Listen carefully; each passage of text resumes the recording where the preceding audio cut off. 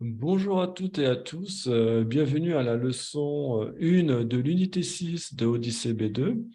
Donc, dans cette leçon, nous allons nous intéresser aux pages 76 et 77 que voici.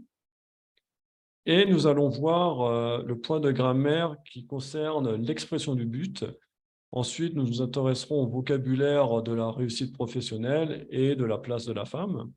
Et nous ferons une interaction entre une mère et sa fille pour voir comment utiliser la description, ou plutôt comment décrire sans un excès d'utilisation d'adjectifs.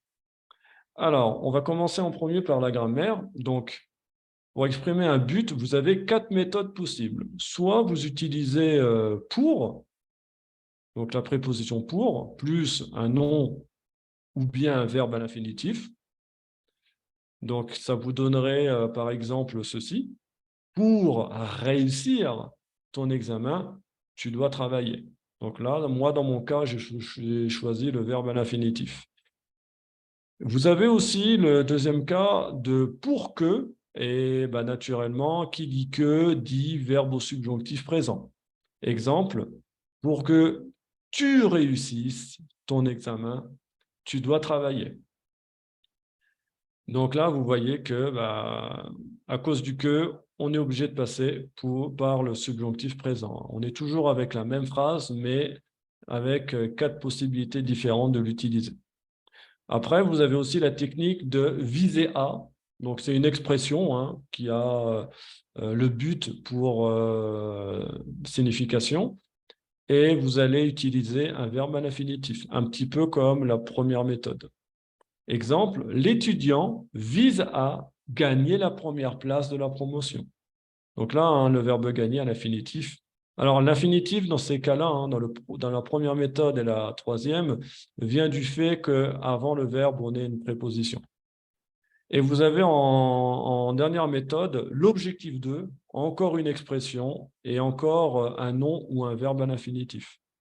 Exemple, l'objectif de Paola est de partir en vacances. Donc là, j'ai choisi un nom. Donc, vous voyez qu'un nom ou un verbe, ça fonctionne très très bien et c'est très clair qu'on est dans des objectifs.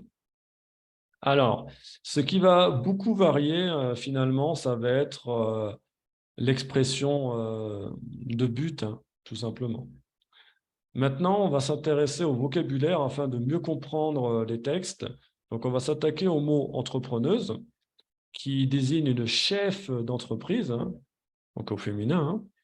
Enfant à charge, ça se réfère aux enfants dont on est responsable.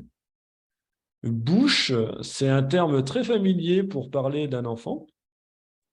Épargner, c'est un terme qui se réfère au fait d'économiser son argent.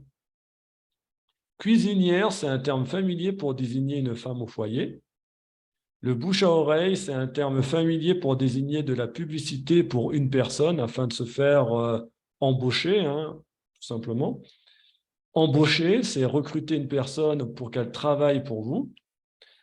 Crédit, c'est emprunter de l'argent, tout simplement, c'est demander à quelqu'un qu'elle vous prête de l'argent ou à une entreprise. Association, c'est une entreprise à but non lucratif. Et tontine, c'est un terme francophone d'Afrique qui désigne un compte qui permet d'économiser de l'argent destiné aux employés d'une entreprise. Ça leur permet d'avoir, par exemple, un mois de salaire en plus, par exemple. Ensuite,